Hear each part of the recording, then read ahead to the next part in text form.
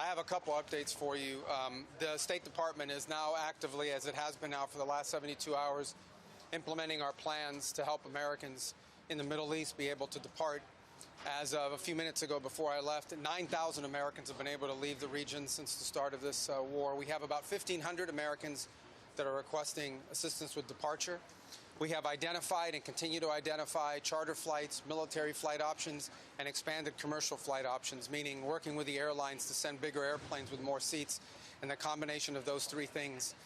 The impediment we're facing now, in many cases, we've had a couple instances in which we have planes in the air and on the way, and unfortunately the airspace gets closed and they have to turn back around, so we're working through those challenges. Here's the message I want to deliver Americans who are in the Middle East and in need of assistance. It is very important, and I ask this of the networks as well, it is important for you to please put both the website and the phone numbers on your screens, because we need people, we need to know where you are. We need to have contact information for Americans that need assistance. They have to register with us, because as these options begin to open up, and as they open up, we have to be able to call you, we have to be able to reach you, we have to be able to know where you're staying so we can get this information to you and coordinate appropriately. And it'll be a variety of methods: charter flights, military flights and transports, expanded commercial opportunities, and in some cases land routes that will allow them to go to neighboring countries who might have open airports at that point. So it's a lot of different things here that need to happen in order to move people, but it all starts by knowing that you're there. It all starts by knowing that where you are and how we can get a hold of you. So I'm asking the networks and all of the media outlets, please publicize the two phone numbers that we've put out, as well as the website, so people can contact us and register. We've had, thousands of people call already. As I said, we've identified almost 1,600 that are requesting assistance with departure, but we need you to please be able to identify that. As I came in, I also saw the media reports about Dubai's consulate. The last update I had with seconds before getting before these cameras was that a drone unfortunately struck a parking lot adjacent to the Chancellery building and set off a fire in that place. All personnel are accounted for. As you're aware, we began drawing down personnel from our diplomatic facilities in advance of this. In the cases, for example, of Beirut, we basically drew down to bare bones, as well as in Baghdad and in Erbil and in a couple other posts as well. So we've been very fortunate, obviously, but our embassies and our diplomatic facilities are under direct attack from a terroristic regime. With an update, I will obviously refer you to the Department of War. Suffice it to say that our objectives remain as they've been identified from the beginning and by the President laid out clearly yesterday. Iran can never have a nuclear weapon, and we will now not allow Iran to hide behind the immunity of a massive short-term ballistic missile inventory or the ability to make them or launch them. And so CENTCOM, in a joint operations, is carrying out a systematic destruction of their missile belt, destruction of their launchers, and destruction of their ability to make these, as well as the destruction of their Navy. From what I've been told by the Department of War, everything is on or ahead of schedule and proceeding on these objectives. We have every confidence in the world that these objectives will be achieved. The last point I would make is, and I said this yesterday and I repeat, what's about to, you're about to see, we're going to unleash Chang on these people in the next few hours and days. You're going to really begin to perceive a change in the scope and in the intensity of these attacks as, frankly, the two most powerful air forces in the world take apart this terroristic regime and defang it and take away its ability to threaten its neighbors or hide behind a zone of immunity that allows them to develop their nuclear ambitions. This terroristic, radical, cleric-led regime cannot be ever allowed to have nuclear weapons. We saw what they were willing to do to their own people. They were willing to slaughter their own people in the streets. Imagine what they would do to us. Imagine what they would do to others. Under President Trump, that will never, ever happen. All right? Yesterday you talked about Israel. Mr. Secretary. Please, guys, I can't hear them all. Yes. Yesterday you told us that Israel was going to strike Iran and that's why we needed to get involved. Today the President said that Iran was going to get Yeah, your statement is false. So that's not what I was asked very specifically. Were you there yesterday? Yes, I asked a question. No, were you the one because somebody asked me a question yesterday, did we go in because of Israel? And I said, you were asking me that follow-up. And I said, no. I told you this had to happen anyway. The President made a decision, and the decision he made was that Iran was not going to be allowed to hide behind its ballistic missile program, that Iran was not going to be allowed to hide behind its ability to conduct counteract these attacks. That decision had been made. The president systematically made a decision to systematically destroy this terroristic capability that they had, and we carried that out. I was very clear in that answer. This was a question of timing, of why this had to happen as a joint operation, not the question of the intent.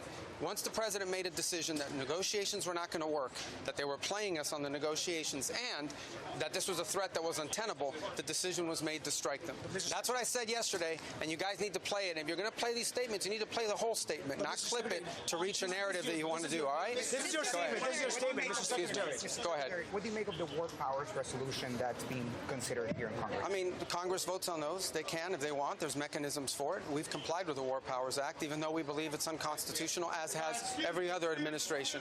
Every other president has found the War Powers Act to be unconstitutional. Nonetheless, we notified Gang of Eight, which was an appropriate mechanism by which to notify Congress. We sent the notification within 48 hours, the way the law requires. I'm here today to have, I don't know, my 6th or 7th briefing before the entirety of the House and Senate, which is far more than I ever got from any administration in the time that I was here, certainly when I was a member of the Gang of Eight.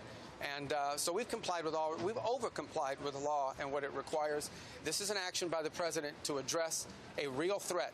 A real threat. This is hostilities designed to eliminate a threat to the safety and the security of the United States and to our allies. Mr. Secretary, Was there a plan in place to evacuate Americans before the attack took place? Well, that's the plan we're trying to carry out. The problem is, or the challenge we are facing, is airspace closures. If a country closes their airport, for example, in some cases the airports have been hit. So the airport in Kuwait was hit. So if an airport's been attacked or the airspace is closed, then we can have the planes lined up to go, but we can't get them to land because we don't have the permissions to land there. So that's the challenge. But rest assured, we are confident that we are going to be able to assist every American. As I told you right now, we have about a little over 1,500, maybe closer to 1,600 Americans requesting assistance, and we know that we're going to be able to help them. It's going to take a little time because we don't control the airspace closures.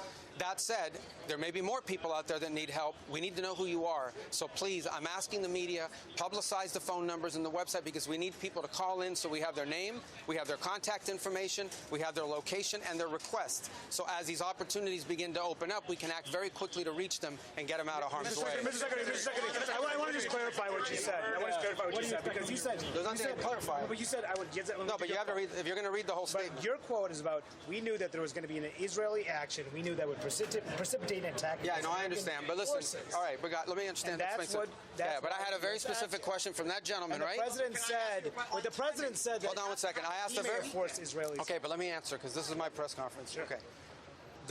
You asked me, I was asked a very specific question, so you guys can misrepresent it, but I was asked a very specific question yesterday. The bottom line is this. The president determined we were not going to get hit first. It's that simple, guys. We are not going to put Americans' troops in harm's way. If you tell the president of the United States that if we don't go first, we're going to have more people killed and more people injured, the president's going to go first. That's what he did. That's what the president will always do. He will always put the safety and security of our men and women in uniform and of all Americans before anything else. He's always going to do that, and that's what he did here. In addition to that, I would argue that this threat from Iran, they are hiding behind these missiles and hiding behind these drones. They wanted to reach a point where you couldn't touch them, and then they could do whatever the hell they wanted with their nuclear program. And there is no way in the world that this terroristic regime was going to get nuclear weapons, not under Donald Trump's watch. So the U.S. attack had nothing to do with Israel. It had nothing to do with Israel. Go ahead. This operation, there's a general question of why the president gave the green light, and then there's a question of why did it have to happen this weekend? Are you saying it had to happen this weekend because of that Israeli action? No,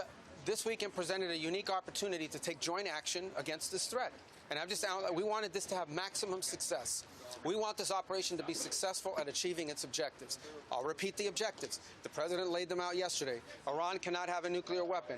It cannot have, and therefore it cannot have the things it was hiding behind to have a nuclear weapons program. What are those things? Number one, we are going to destroy their missiles and their missile launchers. We are going to destroy their capability to make these missiles and these launchers, and we are going to destroy their Navy. Those are the objectives, and this weekend, acting at this time, gave us the highest probability of success in achieving those objectives, and as the Department of War will brief you, We are on or ahead of schedule to do that. The U.S. attack would have happened no matter what. Would the U.S. attack about no matter what Israel is planning to do? The House said Israel was going to act with or without the president US. had already made a decision to act on the timing. The president acted on the timing that gave us the highest chance of success. And that's what you're seeing play out right now. You're seeing it play out right now, and you'll see it in the days to come.